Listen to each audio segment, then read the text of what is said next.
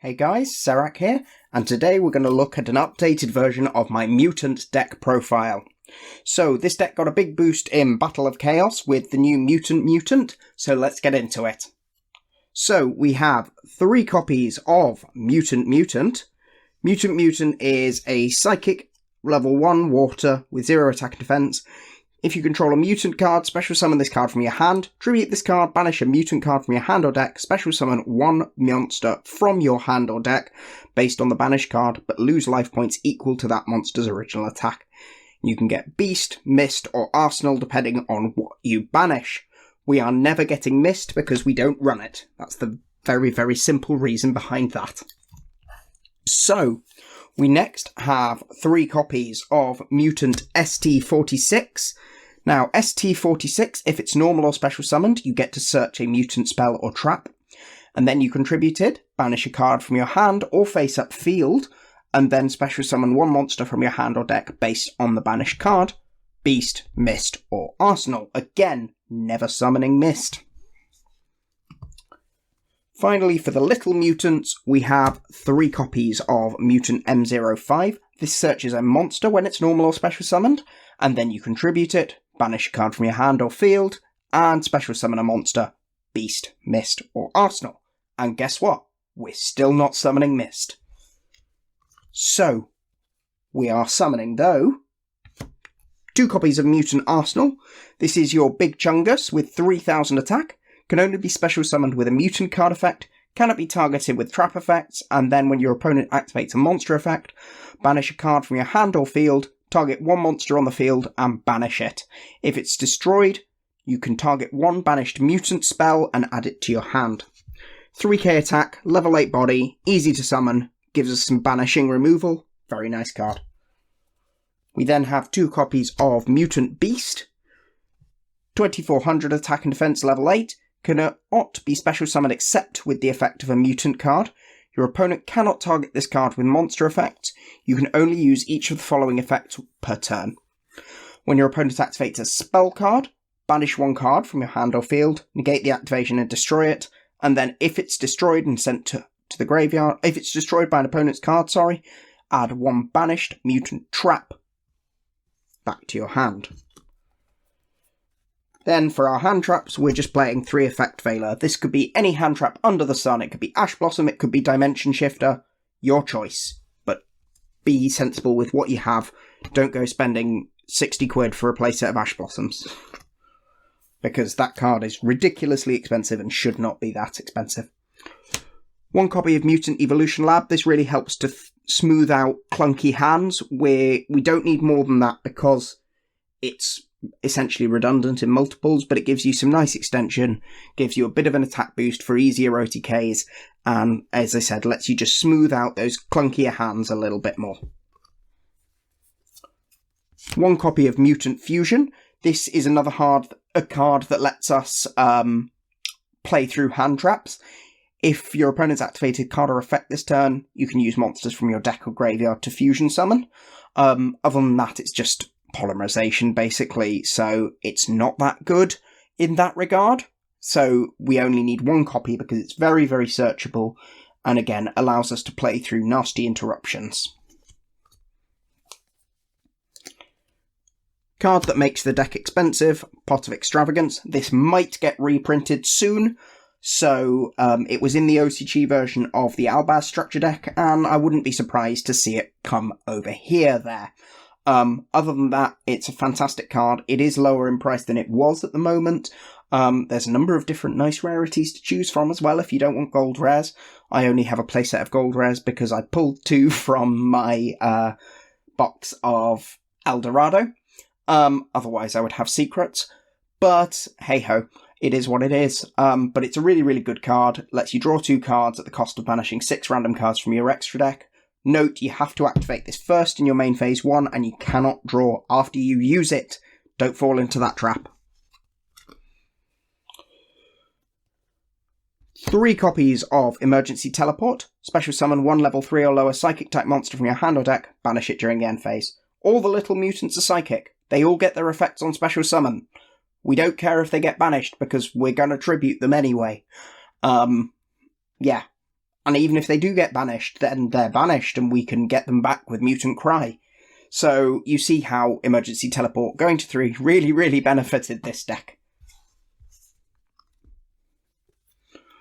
One Called by the Grave, because getting Ash Blossomed when you don't have Fusion sucks. 3 copies of Mutant Expansion. This says special summon any mutant from your deck, and also prevents your level 8s from being destroyed by card effects, which is very useful in terms of protecting your fusions as well. 3 copies of Mutant Cry. This is your trap fusion card, and it fusions from shuffling stuff from the field, graveyard, and or banished zone, which makes it very, very useful and enables you to use things like Synthesis essentially as a pseudo quick effect to get a pop and just put out very, very large beaters on your opponent's turn that they might not be able to deal with. 3 copies of There Can Be Only One. We can just sit on a big 3500 Chungus, and sometimes your opponent just can't beat that if they're heavily restricted in what they can summon. 3 copies of Dogmatica Punishment. This card is really, really good in a deck that doesn't rely on the extra deck for obvious reasons. Remember, it locks you out for a full turn cycle after you use it. Don't get caught out by that fact. Unfortunately, Entis is an expensive card, so if you really can't afford it, you could cut this and Entis and replace it with some other generic traps, like things like Torrential Tribute, etc. But I think playing the Entis package is the optimum way of playing this without including stuff like DPE engines, which we definitely can't afford. And finally, for the main deck, 3 copies of Solemn Strike, the best generic counter-trap card in the game at the moment. For the extra deck, this is partially built for extravagance, and also partially built because the deck doesn't use it, so we just have a lot of filler slots in here. We have 3 copies of Mutant Ultimus. This is your big Chungus. It's hard to summon because it requires 3 level 8 or higher mutants. When a card or effect is activated, banish a mutant card from your hand, graveyard, or field of the same type, negate the activation, and banish that card. If this fusion summon card is destroyed by an opponent's card, add up to 3 banished mutant cards, 1 of each type, from your back to your hand. It's huge, it's a big boy, it's an Omni-Negate, and if your opponent does get rid of it, which will usually require at least 2 cards to do so, then you just get 3 cards back. Insane card, you're only ever going to make 1, but we play 3 because we want to minimise losing them off extravagance. Next we have 3 copies of Mutant Synthesis. This is your most commonly used fusion. If it's fusion summoned, target 1 card on the field, destroy it. That obviously becomes a pseudo quick effect with Mutant Cry. When your opponent activates a card or effect, activate this effect. This turn, this card is unaffected by the effects of your opponent's cards with the same type.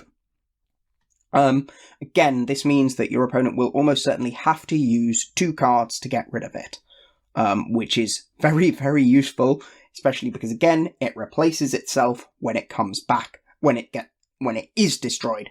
So you can use this, you can often go +2, +3 with your fusions very, very easily because of their disruptive effects and their protection. Then play 2 Elder Entity Intus. This is obviously one of our Dogmatic Punishment targets. It's expensive, unfortunately. Hopefully it will get a reprint soon, but I think, again, it is a very, very important piece in playing this deck and really, really allows you to break some of the harder boards that you would get through. The other punishment target we have is Wind Pegasus at Ignista, which gives us a shuffle back from the graveyard when we send it. But note, it can't be done immediately. It has to have a card you control being destroyed by battle or card effect. 1 Linkaribo. Yes, more expensive. Sometimes you brick and you need to make a Linkaribo. Similarly, 1 Almirage. You could run 2 Almirage if you really prefer. I just happen to only have 1. Again, these are brick cards, putting stuff in the graveyard to be used for fusions and so on. and to add back later. And again, we are filling out slots for Pot of Extravagance. 1 Cross Sheep. Cross Sheep is insane in this deck because we are a fusion-based deck, and we can use this card in conjunction with Synthesis and so on to summon it with Cry, essentially for free by just getting cut stuff out of our banished and our graveyard. And then we play Synthesis, we pop a card on the field, we special summon something back with Cross Sheep, which also allows us some nice chain blocking effects, and there's just a whole host of different ways you can utilise Cross Sheep to just gain a ridiculous amount of advantage in this deck. We play the classic Nightmare package because it wouldn't be a Yu-Gi-Oh deck without the Nightmare package, because they're still the best generic links in the game, and they just help you out so much problematic stuff from the extra deck you don't need to worry about drawing into. You know what these cards do by now.